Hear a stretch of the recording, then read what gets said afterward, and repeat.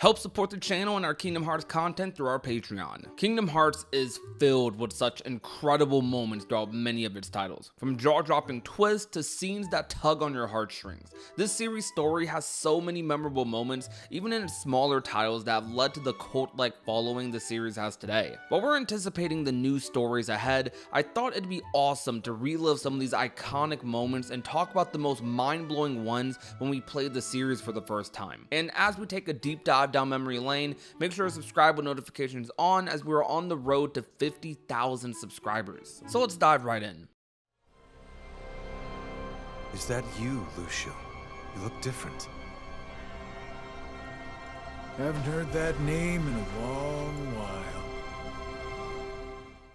Kingdom Hearts 3's epilogue is easily one of the best things to come out of Kingdom Hearts 3's base game. I think this cutscene is already a classic moment in the franchise, and before someone says this is too recent, KH3 came out 6 years ago, so put that into perspective. I think this cutscene is execution at its finest. I've made many videos talking about this cutscene and talking about why it's so great. Xigbar is revealed to be Luxu, the right-hand man to Xehanort throughout the entirety of the organization's existence, and even before the organization in Birth by Sleep as Braig. We were always kind of suspect of Xigbar, we didn't know exactly why. And him being Luxu, him basically being like the master of masters, right-hand man, this man just watching over the timeline, carrying around that box while simultaneously allowing the Book of Prophecies to, well, be created. This cutscene just does so much for this character as a whole and this series as a whole. Like, this cutscene is a big reason I'm so excited for the next saga, and if I need to sell this cutscene even more, they essentially made an entire movie just for this cutscene. Key back cover, that 1 hour long movie, I'm fully convinced they made the majority of that movie just so this epilogue would hit as well as it did. And when you go back and look at all these cutscenes with Braig, with Xigbar, you notice all these little things that just kind of add up, and we didn't notice it. A lot of people didn't notice it. This reveal is not only shocking, but it's also just really good storytelling and set up for the future of Kingdom Hearts. It's not only one of my favorite cutscenes in Kingdom Hearts 3, but one of my favorite cutscenes in the Kingdom Hearts series, just period. And the music that goes along with it, dude, it's so good. Just everything about this cutscene is so good. I love it. Don't you see yet? The princess's heart is responding. It has been there all along. Kairi's heart rests within you. Kairi's inside me? I know all that there is to know. Tell me, who are you? It is I, Ansem, the Seeker of Darkness. Man, I had to rewatch this cutscene so many times as a kid on the PS2. The OG Kingdom Hearts 1 fans know what I'm talking about. So this cutscene is kind of a 2-for-1 here. We find out that Kairi is inside of Sora's heart, and that is why she can't wake up, which was very surprising back then. But the even bigger reveal, I would argue here, is Riku being Ansem. Ansem took over Riku's body here. Now, at this point in the story in Kingdom Hearts being the first game, we didn't know about the true Ansem, the Wise. We didn't know about this Ansem being Xehanort. At this point in the game, we have been getting alluded to this Ansem character with these Ansem secret reports, with Aerith talking about Ansem in the beginning of the game. He's the leader of Hollow Bastion. He's this big scientist character who the king went to go find, who disappeared when the Heartless came. Ansem was alluded to throughout this entire game, and this is where you kind of meet him as far as you're aware. So not only are we finding out that Kairi is inside of Sora, but we're also finding out that this character the king went to go find, that all these people are looking for to save them aside from us, is evil. He's the one we're fighting. He's the one we have to defeat. This was like super shocking to me at the time. And like, I was wondering why Riku was this character. How did this happen? Because we didn't have those extra final mix cutscenes, you know, like egging us along. In Vanilla Kingdom Hearts 1, this has kind of happened a little bit. It happened slowly over time. It's crazy because even as like a 5-6-year-old kid playing this game, like I understood this and thought it was just crazy and just mind-blowing. This is Ansem. This is the person who might have the answer to the Heartless problem. And I'm thinking to myself, even as a kid, what the heck are we going to do after this? Ansem is evil. How do we get Kairi out of our heart? There was no clear answers to any of these things at the time because the powers of the keyblade were still very much so a mystery, and a lot of the lore was just a mystery, period. So like Kairi being stuck inside of Sora seemed like a big challenge, a big obstacle at the time. This was then followed by one of the most memorable bosses and moments in the Kingdom Hearts series. Not the hardest fight in the world. I mean, as a kid, it was definitely pretty hard. But when I just think of iconic and shocking moments with the series growing up for the first time, this is definitely one of those things where my first time experiencing this was so memorable. Sora!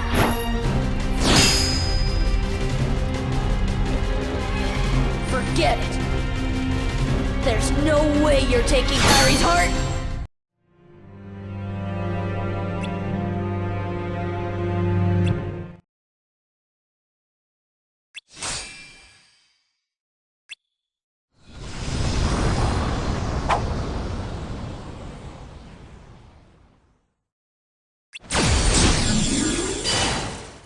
When it comes to shocking and crazy twists and turns, Union Cross, the mobile titles are filled with them, and Brain summoning the Master Defender was one of the most shocking things that happened in Kingdom Hearts Union Cross, at least the way they did it. This is followed by years of theorizing and anticipation about the climax of Kingdom Hearts Union Cross. Who's the imposter? Who killed Strelitzia? Who are like our modern Kingdom Hearts characters connected to? People had theorized that Brain was connected to Ericus because it was revealed in the secret reports of Kingdom Hearts 3 that Ericus was a blue blood connected to the lost masters or keyblade masters of the old days. And while that connection isn't still technically confirmed, Brain wielding the Master Defender and like being the original wielder of it is all the proof a lot of people needed. Up until this point in the story, we had never seen like Brain fight anyone. We've seen a lot of dialogue interactions with Brain, and Brain was interrogating the darkness in this cutscene before the big fight,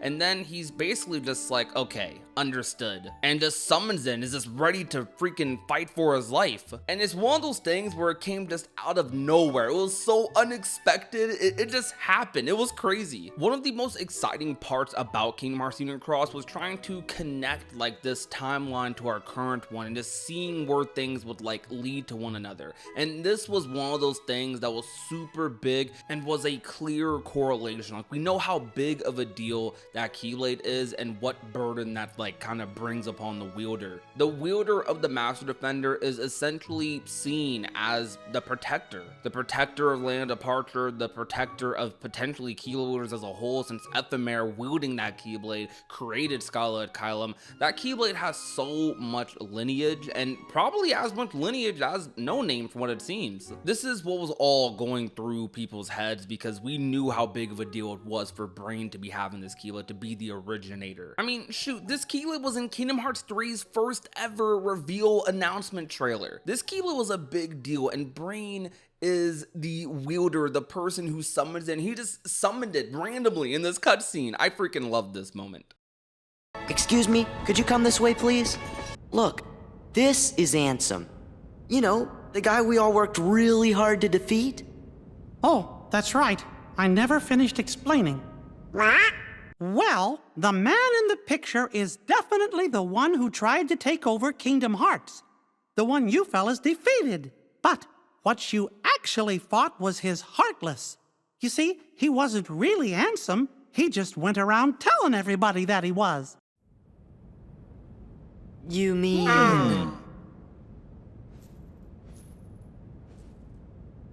What? We went through all that trouble to defeat an imposter? Yup, a fake. But he still had to be stopped.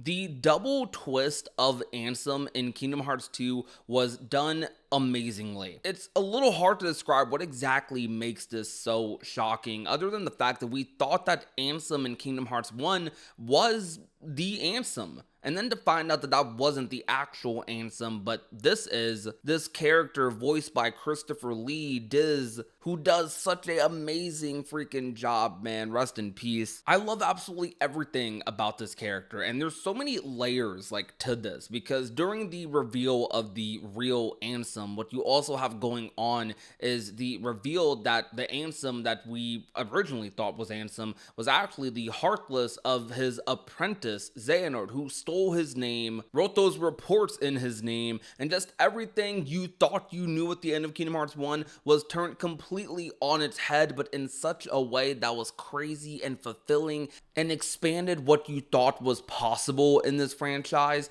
by a lot. Ansem the Wise, the real Ansem, had such a big impact on Kingdom Hearts 2, and this was just a shocking moment that I think benefited the series as a whole. Any world of yours would be an empire of ignorance. That is why you and your creation are destined to fall. Yes. This was where it started. At this point, I still had no idea that I was talking to myself. He cast away his bodily form just to set me on the appointed path. What do you mean? That is Xehanort, reduced to just a heart. The being you and your friends called Ansem. Whoa!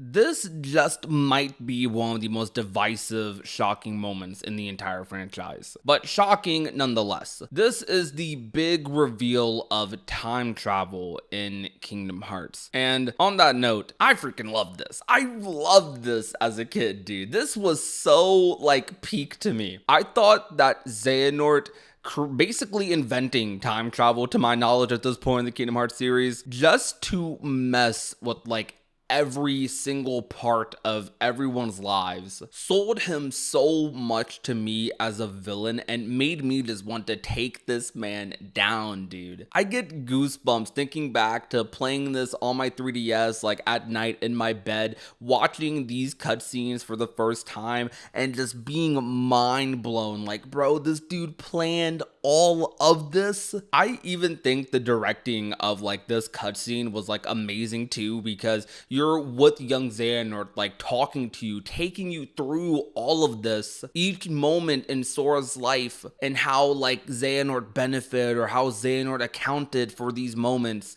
And it's insane, dude. It's so crazy. And this is another 2-for-1 like earlier, where you also kind of find out here that Sora was being tracked the entire time. And all of this was leading him to this moment of being the perfect 13th vessel. They thought they could do it with Roxas, but no. Sora, you are the 13th vessel. You're the 13th Xehanort. Now, of course, that didn't end up happening, but that was such a crazy big moment, and it was such a big twist that Riku had to save the day after everything here. It was crazy, man. This whole finale to Dream Drop Distance was mind-blowing to me. This heart belongs again to darkness. All worlds begin in darkness, and also end. The heart is no different. Darkness sprouts within it. It grows, consumes it. Such is its nature. In the end, every heart returns to the darkness whence it came. This cutscene is goosebumps. Like, I don't think it was necessarily surprising that Terra got taken over by Xehanort. I mean, that was surprising to a degree, but it's the fact that after Terranort, like, came into existence, him doing the speech that Ansem did word for word in Kingdom Hearts 1 was absolutely crazy, man. The way they connected this moment to Kingdom Hearts 1, like something in my brain just clicked in 2010. Like, wait, this is like where it started. And then you pair this cutscene with what you would see later in Dream Drop Distance with the time travel stuff. Like, I know I'm overusing the word a little bit, but like, mind-blowing is really just the best way to describe it for me. This cutscene, this moment, is one of my favorites of all time in the Kingdom Hearts series. And this is why Terranort is one of like my favorite boss fights too, even though the boss itself is pretty freaking annoying. I think the story that goes along with this boss fight just makes this moment so impactful. Pairing this with the secret ending, pairing this with Dream Drop Distance, this cutscene has aged so well, and the first time I saw it, I was amazed. This moment is a big reason why I love Terra's story in Birth by Sleep.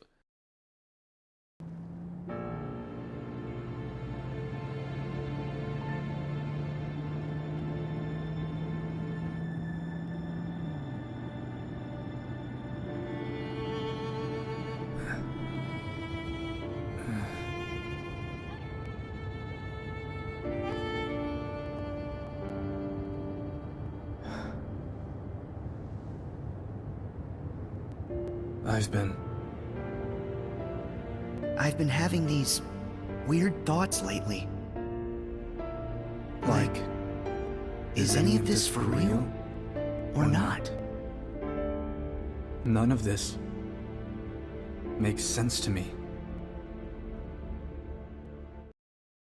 When you first lose to Yozora, not only was it a surprise that we even got like a losing CGI cutscene, like that was insane, but as it slowly pans away from like Sora getting crystallized, like what the heck is happening to my boy here? But it pans from like Yozora in the final world to this cutscene that is so freaking familiar, man. If you have been around with the Square Enix fandom since like the 2000s, or even if you just know about all the lore and history that Final Fantasy 15 went through, Versus 13's most iconic trailer essentially just reanimated with Yozora. This is one of the most shocking things in Kingdom Hearts to ever happen, not only because of the direct Final Fantasy or Versus 13 correlation, but because like, what is he cooking here? There is absolutely no predictions about where this can possibly go, and that is the mystery of it, and that is one of the biggest selling points. We just know Yozora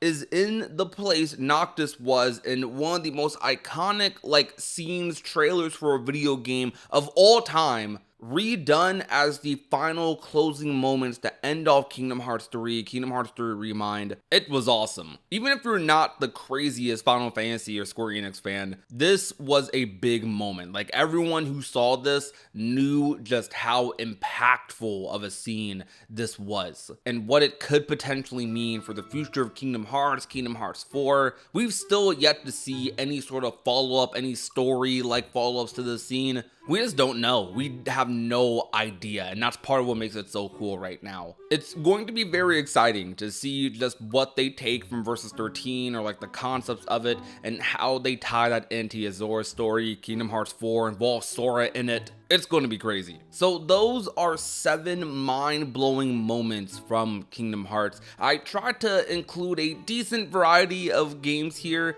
There's some that were left out, but I would totally love to make another video like this because that's so much fun just talking about these moments and kind of going back into the past and thinking about what I was thinking when these scenes first came out, when I saw these for the very first time. Your first experience with a Kingdom Hearts game is really just something special, man. There's so many twists and turns, and I'm jealous of all those people getting to play the series for the first time via Steam or Epic Games or through the all-in-one collection. Like, those people are in for such a treat with this franchise. If you want me to make more videos like this, definitely leave a comment, tell me what your most shocking moment in the Kingdom Hearts franchise was, whether it was on this list or not. And if you're a really big fan of the channel, maybe consider supporting the Patreon. You know, it helps us out, buy groceries, buy food, buy $80 games. But seriously though, thank you so much for watching this video. I really appreciate you guys. My name is Prodigy, and remember to be nice, be safe, and to take care, everyone.